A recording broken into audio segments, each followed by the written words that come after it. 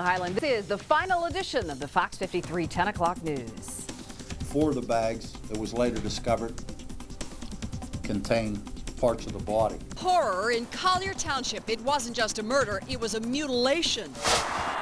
Hey, the fans have to practice too. I'm Kim Gable, and they're calling this one of the biggest pep rallies in the NFL. And I'm Albie Auction Rider. The Steelers move inside 10 days to Super Bowl 40. Today was too picture perfect for words, right? And it looks like the sunshine will stick around for a little bit longer, but not much longer, before 2 storm systems move our way. I'm meteorologist Lisa Teachman. I'll explain coming up. I'm Jennifer Gladstone. Also coming up, is this the shot in the arm that saves us from the avian flu? I'm scared and they won't wake up. And you're going to meet a tiny hero.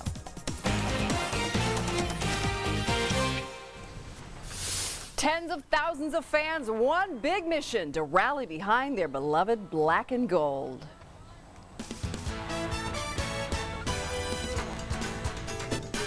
Good evening, I'm Sheila Highland. Thanks for joining us tonight for our farewell edition of the Fox 53 10 o'clock news. Pittsburghers jammed into Heinz Field tonight to see the Steelers off to Detroit, hoping they come home with one for the thumb. Fox 53's Kim Gable talked to players and fans, and Kim, I am sure it was terribly exciting tonight. Yeah, instead of taking to the field, Sheila, some of the team's biggest players took center stage. They've definitely achieved star status, and estimates are tonight that 30,000 people screamed and cheered at the largest ever Steelers pep rally. Just look around and you'd think it's game day at Heinz Field. The seats jam-packed, the towels twirling high, and fans waiting for a glimpse of their favorite players. It's a great feeling and a first of many for most guys on the team, but just to see the buzz around the city again, it's exciting. That's the fan base we have. We always certainly appreciative of them. And now we can go out and show them how much we appreciate them. Tonight, the guys were minus the helmets and shoulder pads. At running back, the NFL's 5th all-time leading rusher from Notre Dame,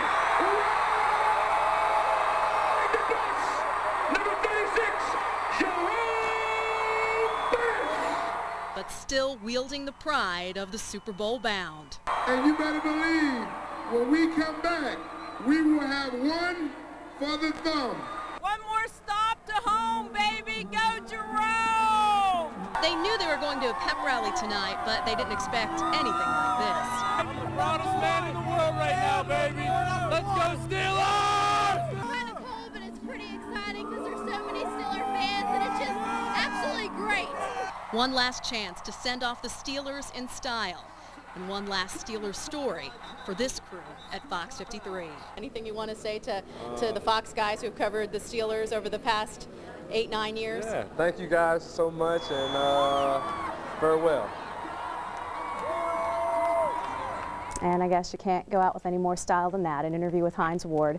It's been a pleasure bringing you the stories of Pittsburgh for the past 6 years. For myself and my photographer tonight, Kirk Manson, thanks so much for a great ride. And thank you, Kim. And we turn now to Albie for the latest from Coach Cowher. I don't know how you're going to top that. I can't. Not unless I get Coach Cowher on the set here bidding farewell. Think it's too late? No, it's not. not. Come on in, Coach. No, come on in now. Yeah, this is going to be a big next 9 days as they go up to their first Super Bowl in a decade. Yeah, we're inside 10 days to Super Bowl 40, which comes 10 years after Bill Cowher's last Super Bowl appearance. A lot has changed in a decade, and the coach was asked this week how this is different from what he experienced in January of 1996. What's different?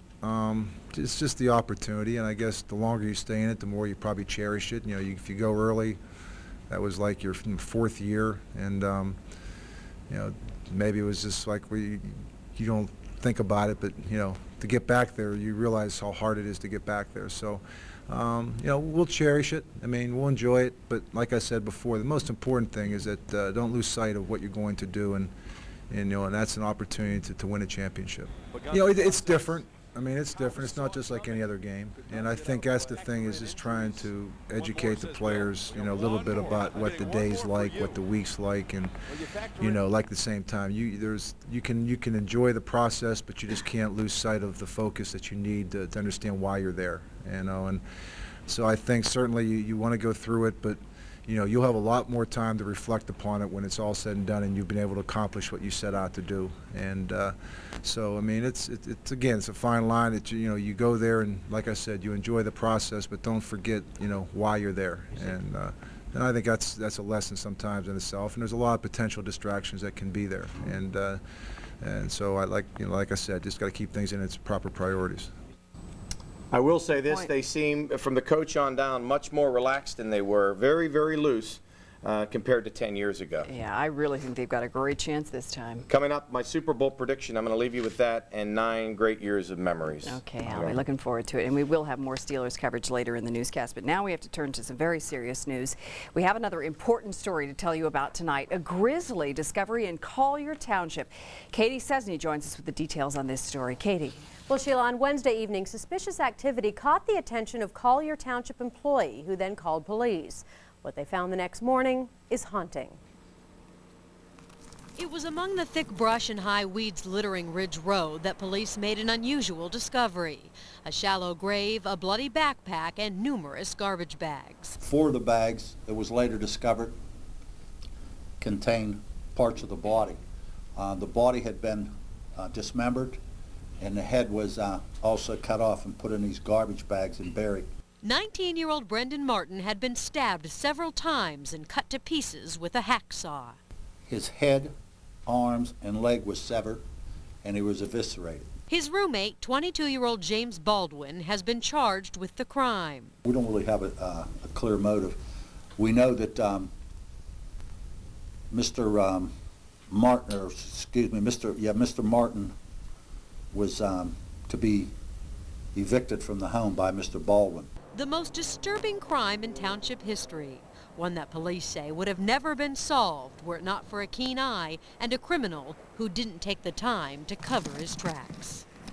And Baldwin's 21-year-old girlfriend was also questioned by police. We're told she has not been charged with anything. And for one last time, Sheila, back to you. All right, Katie. Well, you often hear about someone robbing a bank or maybe even a store, but the Humane Society? Sometime within the last 24 hours, Roxy, a yellow Labrador mixed puppy, was stolen from the Western Pennsylvania Humane Society. The group is now offering a $500 reward for the 4-month-old yellow pup. If you have any information on the lab's whereabouts, the Humane Society wants you to call them. A body was discovered in the remains of a fire that swept through 2 West Elizabeth homes. The fire broke out around 6:30 this morning on 1st Street. Firefighters didn't find the body until late afternoon. No word tonight on the identity of the victim. In the meantime, the Red Cross is helping 5 people with food, shelter, and clothing. After a chilly start to the day, we ended up with some sunshine. Let's check our first local forecast now with Lisa Teachman. And Lisa, my guess is we're in for another cold night. After all, it is January, right?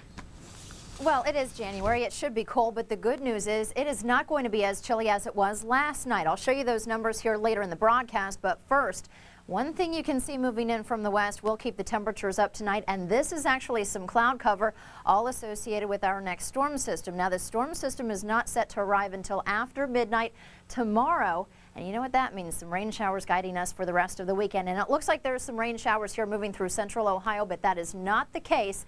This is actually some Virgo or some precipitation, some rain higher up in the clouds that is actually evaporating before it even hits the ground. Sheila, I'll be back to take a final look at that forecast for you at 10:19. We're looking forward to it. Thank you, Lisa.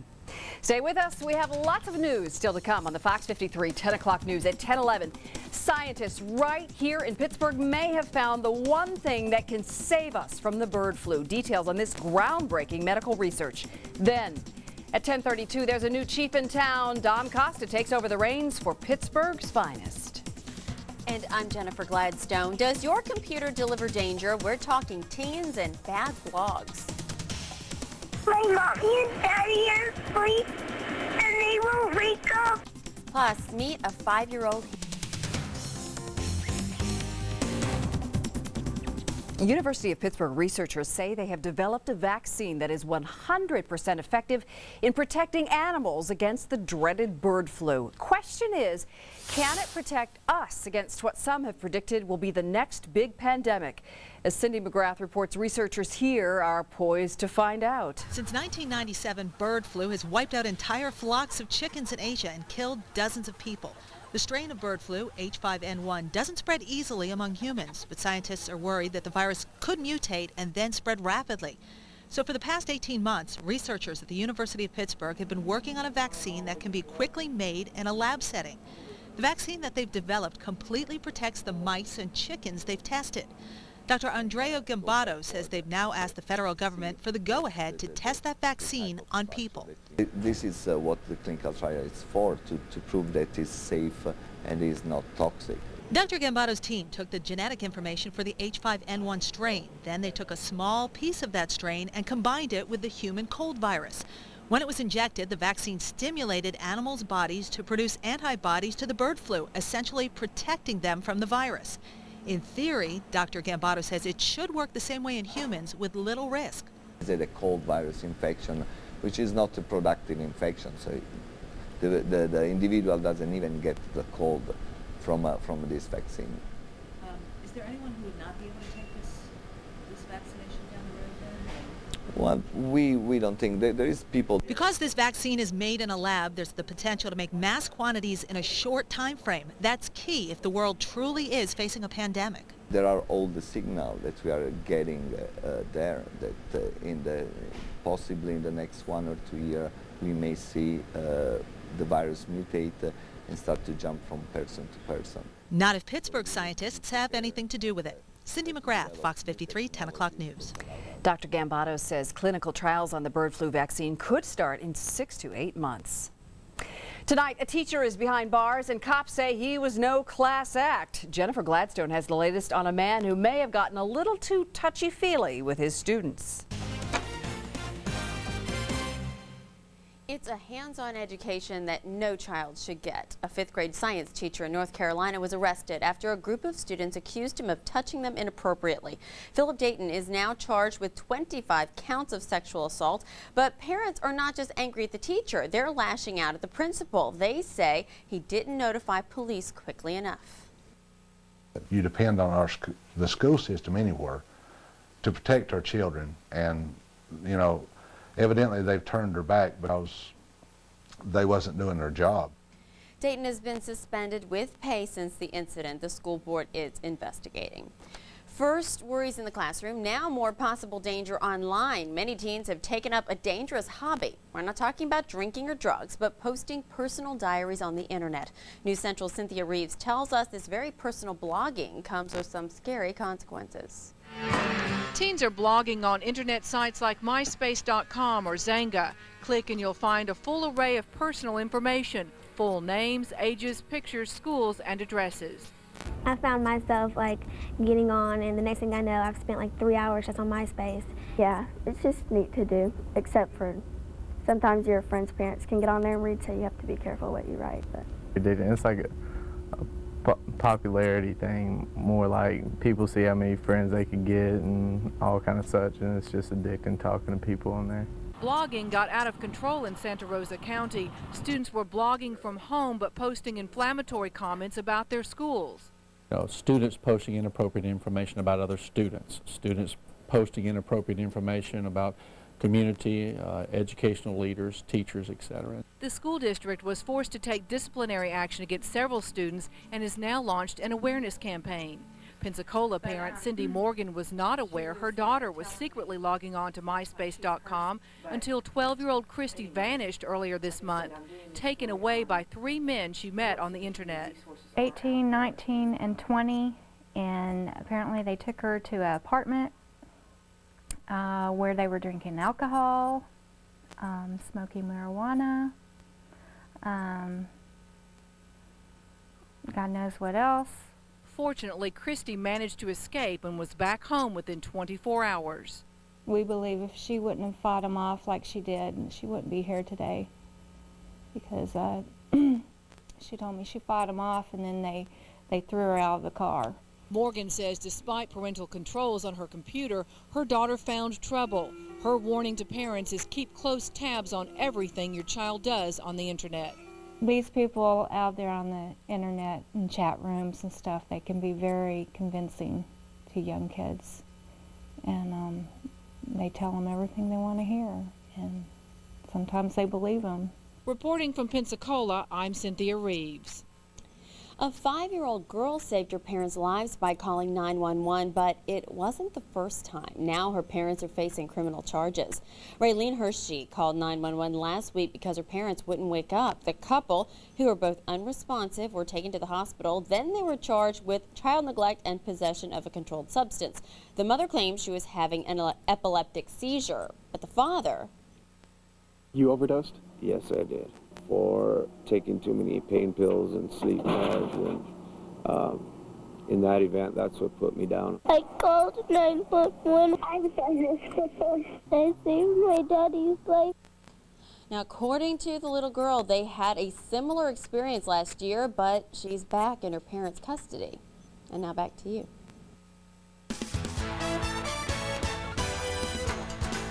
Well, as you can imagine, business is booming for big screen TVs. If you're still looking for one to get for the Super Bowl, Fox 53's Carrie McEwen lets us know if any are still available. High definition on a 57-inch screen. It's what everyone wants inside their homes or restaurants for the matchup between Pittsburgh and Seattle. And no one knows the demand better than Rent-A-Center manager Ray Maloney. Oh, non-stop telephone calls. From the beginning, from walking in the door till the time we went home, non-stop telephone calls for big screens. So if you're having a party, having some friends over, and you wanted this big screen, if you didn't order it yet, you might be out of luck. Most stores are out of stock. Most of the calls are for this exact television, and Ray says because of the shortage, stores are transferring more TVs to Pittsburgh for the high demand. Bar owner Seth Carpian got on the phone right after the Steelers won last Sunday and ordered 2 big screens for a party at the Bridge in the South Side. On Monday morning, when my customers called me, I went immediately over to the rental place and asked for the TVs. If they had any left, they had a very limited supply at that point. And then on Tuesday morning, there was nothing left anymore. Because of the Super Bowl boom, prices are higher. Stores are charging an average of $400 for one big screen with a minimum rental of 2 weeks. But the renters say it's all worth it. You need them. You can't do it without the big screens. Little TVs don't cut it in this day and age. Carrie McEwen, Fox 53 10 o'clock news. All right. Well, we are all looking forward to what we hope will be a nice weekend. Let's get our full forecast now with meteorologist Lisa Teachman. And Lisa, you can start off our nice weekend by giving us a mild forecast. Is that in the cards for us? Well, that's certainly in the cards for us, but what's also in the cards, which I know a lot of people will not want to hear, is some rain. And that rain will arrive after midnight tomorrow and extend through Sunday. But on Monday, we could actually see some snowflakes here again. But it all depends on what happens with these 2 storm systems. And speaking of that, some of the clouds are strolling in as we speak, and they will continue to thicken throughout the day tomorrow. So it'll be partly cloudy to mostly cloudy. Temperatures tonight not nearly as cold as last night. Most of us down in the 20s, if not lower 30s, should top out around 54 degrees during the afternoon hours. And it was a beautiful afternoon here in southwestern Pennsylvania, but bringing you up to the current time, that's right, some clouds strolling in from the west associated with that first storm system, and these green echoes that you see here popping up in central Ohio, that is just some virga or some precipitation, some ice crystals, some water droplets higher up in the atmosphere that are basically falling apart, evaporating before they even reach the surface. So that you can see passing away from us, but look what's coming in here. You can see this Pacific train of moisture creating a lot of showers and thunderstorms moving through Texas now into Oklahoma, and that is some good news because the folks down there have been experiencing drought conditions for the next several days. So we'll watch this closely, but again, like I said, 2 different storm systems headed our way. I'll show you that, how this is going to shape up. But high pressure just down to our south, that is the reason we saw the beautiful conditions today, but too bad it can't stick around for a little bit longer, right? But it is going to slide off to the east, and then here comes that warm front, and that will allow the temperatures to jump as we head into tomorrow and even on Sunday. But on Sunday, and especially even tomorrow night, that warm front will cross right across Pittsburgh. That will put us in the warm sector of this storm system, which means showers, maybe even a few rumbles of thunder, not completely out of the question. Let's go ahead and check out the currents outside. 33 degrees, not too bad, right? And the reason I say that is because the winds have calmed down. They were calm a little bit earlier within the past couple of hours, but now they have picked up, coming out of the south at 8 miles per hour. And looking came back today. The high was 41 degrees. It is going to get even warmer tomorrow and on Sunday. But look at how cold it was this morning. I know I've teased you with it, but 14. Can you believe that? I think we've had 1 or 2 more days earlier this season when we've actually bottomed out that chilly. And speaking of chilly temperatures, tonight down to 30 degrees under a partly cloudy sky, southerly winds 5 to 10 miles per hour. And then those winds will pick up just slightly tomorrow, and you can count on a mixture of sun and clouds. Again, those showers not expected to roll in until tomorrow night. Let's go ahead and check out your extended forecast for one last time. There you go. This is actually going to be a pretty good weekend for us. Temperatures in the middle 50s by tomorrow night, and into Sunday it will be mostly cloudy with the rain showers coming down. And on Monday, those rain showers are expected, but the temperature drops slightly into the upper 40s and then back into the 30s on Tuesday and Wednesday. And look at that on Tuesday with that secondary storm system. Looks like there will be some snow showers. And Sheila, I just want to say it has been a pleasure. I know I've been the newbie here on the team here for a little less than a year, and I just have to say it's been a blessing working with you and everybody else. I'm going to miss it. It's been a pleasure working with you. You are a great meteorologist. Your forecasts are always right on, and I will miss your smiling face too. I know, it's been so great. When Jeff Allen, our former news director, asked me to come on board and forecast for Pittsburgh, I said, you know, this is great because I've always loved the city and I've loved the people of it. And yes, I'm going to be wearing my black and gold right on Super Bowl Sunday. Yes, go Steelers. You better. We'll hold you to it. Right. All right, Lisa, take care. Thank you. All right, still to come, one local school district gets out the axe. What's being cut from its campus? Plus how the attacks on the World Trade Center are still taking lives more than 4 years after September 11th.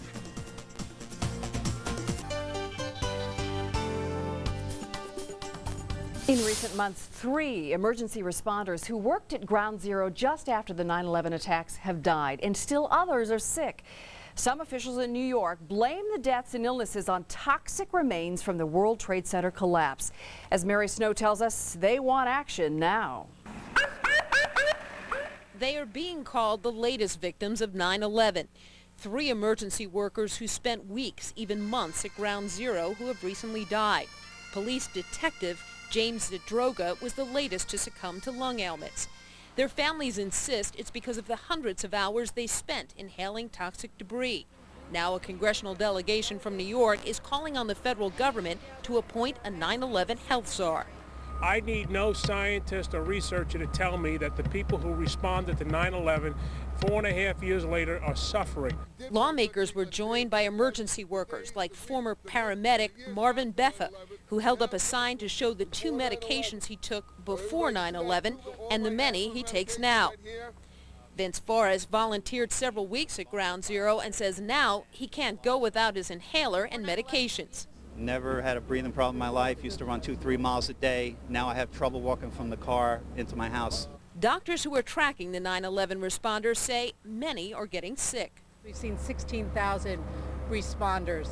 These people are showing problems. They still have respiratory problems. They still have problems with their sinuses, with their throats. Officials say money to monitor them has come from private funds, and they say many are fighting red tape just to get insurance benefits. They are calling my office, some of whom tell me they do not even have help with their drugs that they need. Many cannot work. It's a national disgrace, and it's a crisis. Lawmakers say there needs to be a coordinated effort by the federal government to track these illnesses, fearing the numbers of cases will drastically increase with passing time. And that was Mary Snow reporting. All right, back to Albie Oxenrider. What's coming up, buddy, in sports? Well, I promised you a Super Bowl prediction. Yes, you did. You know I'm taking the Steelers, but you would like to. I always want to know what you say, the score. Yes. Well, please. In addition to that, we're going to take a trip down memory lane in Oxon Fox Sports Extra. The Fox 53 10 o'clock news is brought to you by Mattress Discounters. Next on the farewell edition of the Fox 53 10 o'clock news. I will do everything I can to help him achieve his goals of making Pittsburgh one of the safest communities in the country. And with those words, a new era for Pittsburgh law enforcement. It will be called the CW Network. What's this? Another new television network? It's Network Alphabet Soup Plus. If you thought today was nice and mild, then hang on because tomorrow it will get even warmer. I'm meteorologist Lee Stephen. I'll show you those temperatures coming up along with 2 different storm systems set to impact our area. Won't be rain or snow. I'll let you know. And I'm Albie Oxenrider, looking back at some memorable moments on Fox 53 in Ox on Fox Sports Extra. You can't miss that. I'm Sheila Hyland. Welcome back to the second half of the Fox 53 10 o'clock news. The Duquesne City School District is putting the brakes on student activities. District officials will consider eliminating all arts, music classes, and sports, with the exception of football and basketball. The school faces a $3 million deficit. As a result, the district is considering sending students to another district. It's official. Dom Costa took over the reins as the new chief of Pittsburgh Police today. Costa was sworn in this morning by Mayor Bob O'Connor before City Council, family members, and friends. The chief vowed to put the safety of Pittsburgh at the top of his priority list. I want to thank the mayor for his appointment of me and his confidence in me. I want to assure him that I will do everything I can to help him achieve his goals of making Pittsburgh one of the safest communities in the country. Costa left the police force in 2002 after he was shot during a standoff. A Texas family is taking on their late son's fraternity. Here's Jennifer Gladstone with more.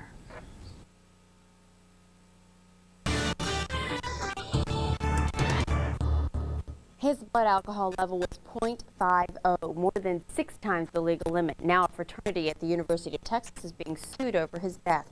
Jack Fumarath was pledging the Lambda Phi Epsilon fraternity. During initiation night on December 10th, the pledges were told to drink all the alcohol the brothers gave them. Jack drank so much he passed out, and no one did anything to help until it was too late. It became apparent that Jack was physically not in a condition to care for himself. And at that point, the law puts an obligation on people who create that condition to rectify that condition. Family members say they're suing for 3 reasons: to find out exactly what happened that night, to hold people responsible, and to bring attention to this kind of alcohol abuse.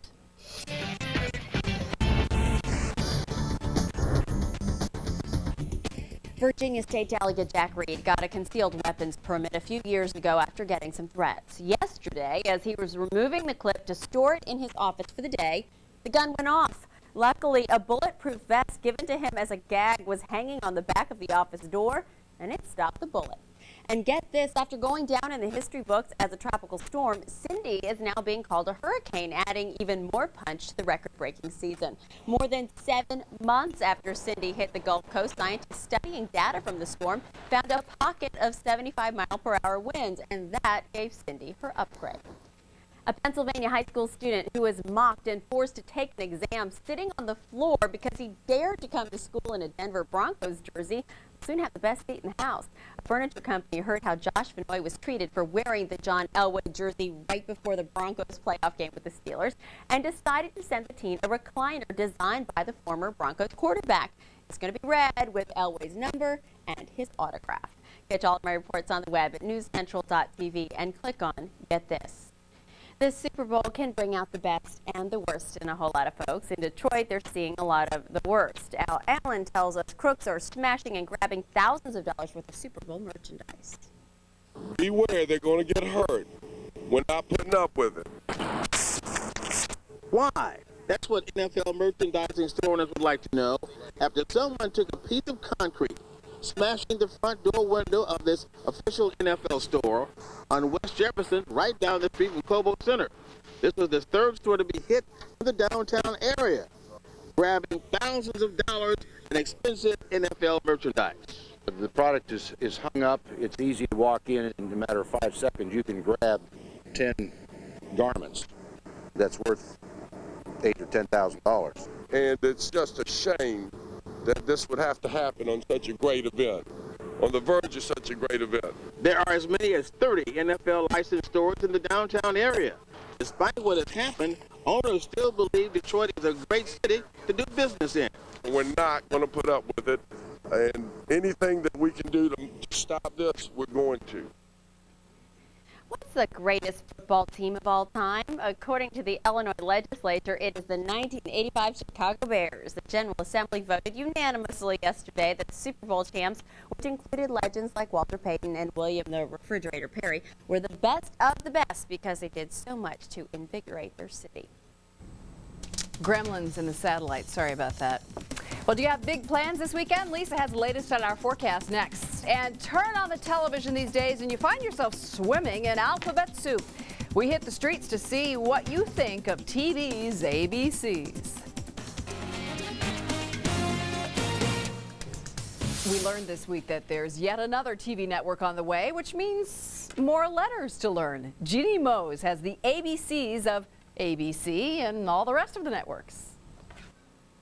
Our TV diet consists of alphabet soup, CBS, MSNBC, ESPN. We don't just span the alphabet, we C-span it. And now, just what we need, a new network. It will be called the CW Network. C for CBS combined with W for Warner Brothers. We couldn't call it the WC for obvious reasons.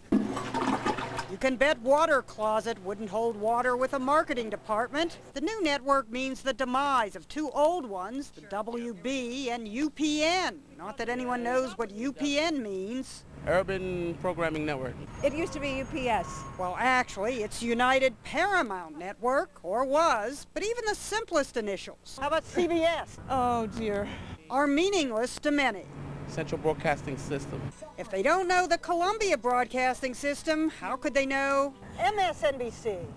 I have no idea. Multi-service. Micro. Systems? Soft. The name everyone did know was BET. Even white people knew it. Black Entertainment. Black Entertainment Television, but the meaning of ESPN was a mystery. That's ESPN. I don't even know what the hell that means. I've watched it because my husband has clickitis. You can translate for me. That would be Entertainment and Sports Programming Network. Who remembers that CNBC once meant Consumer News Business Channel, or VH1 is Video Hits 1? And now there aren't just initials for networks, there are initials for shows. CSI on CBS. CSI, Crime Station, Inventions. From CSI to QVC. Queer vacationing in Cancun. Forgive him, he has no TV. Oh, I know that, but that's the shopping station. Okay, who is Q? Quality, value, convenience. Also quickly vanishing cash. But how could anyone get this wrong? I work for this one. Oh, the Clinton News Network. Central News? I don't know. In the early days of CNN, people always thought I was from the Christian News Network. Or even Chicken Noodle News. At least Cable News Network is easier than ESPN. Extra Special Pornography Network. With all the initial confusion, no wonder MSNBC is said to be thinking of letting the MS get swallowed up. Jeannie Mose, CNN, New York.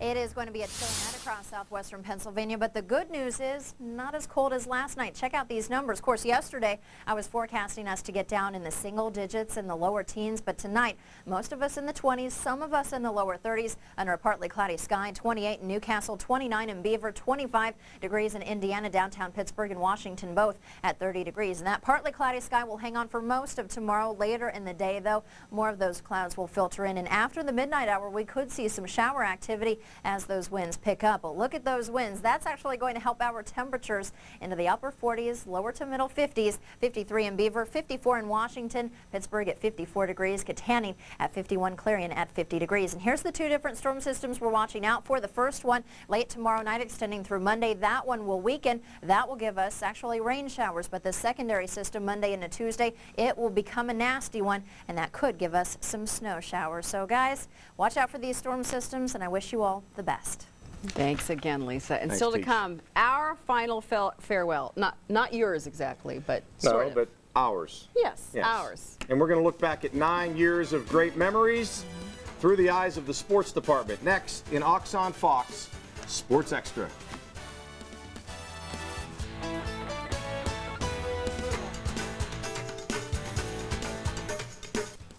This is Ox on Fox Sports Extra. Here's Albie Oxenreiter. Good evening. 9 years is a long time, and as we leave tonight, I wanted to leave you with some of my best memories on a very memorable run at Fox 53. Since 1997, among other things, I traveled with the Steelers to Dublin, Ireland. We produced nightly reports And then a half-hour special on the American Bowl between the Steelers and Bears. And what a time we had there with photographer Mike Neely. That special was one of close to 30 Steelers specials I hosted. This was another on the occasion of the Steelers' 1,000th game. There I am with Terry Bradshaw. I also had the pleasure of hosting the Bill Cowher Show for 2 seasons.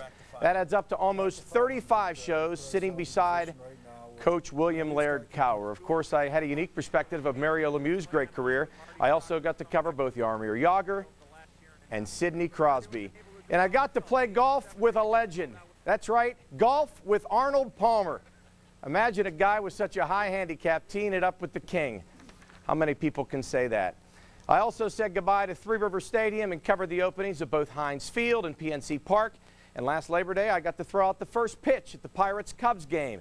And speaking of the Pirates, way back when we started the 10 o'clock news, 9 years ago yesterday, right here on Fox 53, I had some fun shooting a promo with the Pirates' former manager, Jim Leyland. Hi, I'm Jim Leyland. Hi, I'm Albie Oxenrider. For the best sports in Pittsburgh. It's the Ox. I'm Fox. Thanks, Albie. Thanks, Jim. What do you think of the invitation? No good? Good. Hi, I'm Jim Leyland. And when our old buddy Kurt Angle returned to Pittsburgh for the first time with the World Wrestling Federation, we poked some fun with Kurt, our former colleague, who had just entered the world of entertainment. I want to put on a good show for them, and hopefully in the long run these people will say, you know what, Kurt Angle did the right thing. You're jumping into a profession that a lot of people consider to be a farce, a fake. Does that bother you?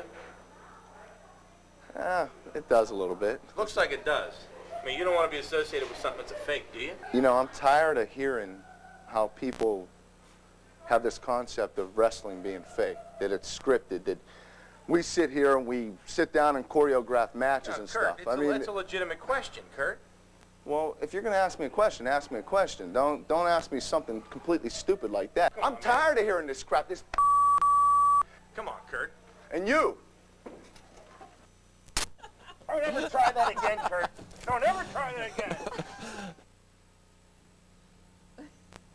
And on the 5th anniversary of the attack on Nancy Kerrigan, we recreated the moment, a low moment, with our old co-worker Ray Penkoski playing the role of the attacker.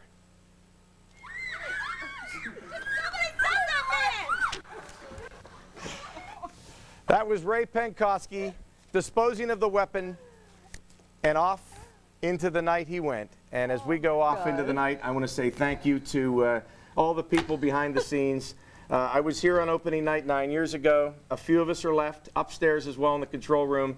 I don't want to name one because then I have to name them all, and I'm afraid I've missed somebody. Just like an Oscar speech. And you and the rest of the crew have been so professional over the last couple of weeks, and I want to say what a pleasure it is to work so long with you. You made us laugh. Well, we'll say our goodbyes in a moment. Okay. We'll be back with that. Stay with us.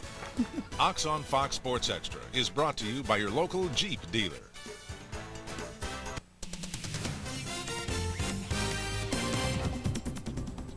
Well, this is it. For 9 years, you've welcomed us into your home every night at 10 o'clock. And tonight, we're saying farewell one final time. And I would like to personally thank the producers, assignment editors, associate producers, directors, photographers, reporters, editors, TDs, audio operators, did I leave anybody out? Who were so dedicated to putting this newscast on the air. For both Albie and me, this marks a new beginning. You'll see Albie again Monday night when you tune in to the new Fox 53 10 o'clock news. As for me, I plan to start with a little time off to spend with my family before pursuing my next venture, whether it's in television or elsewhere. It has been a great ride and a privilege for me to be welcomed into your home each night to share the news of the day.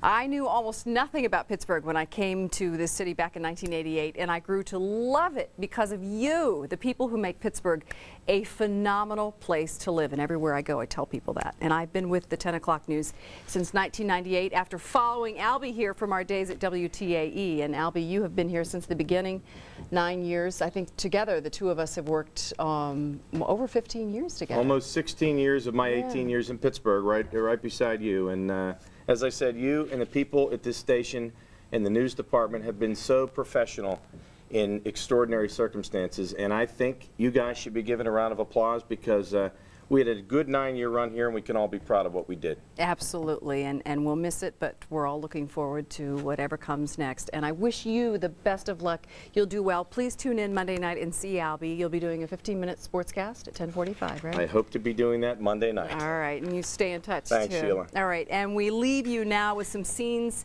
behind the scenes of the people who make this newscast possible. Good night.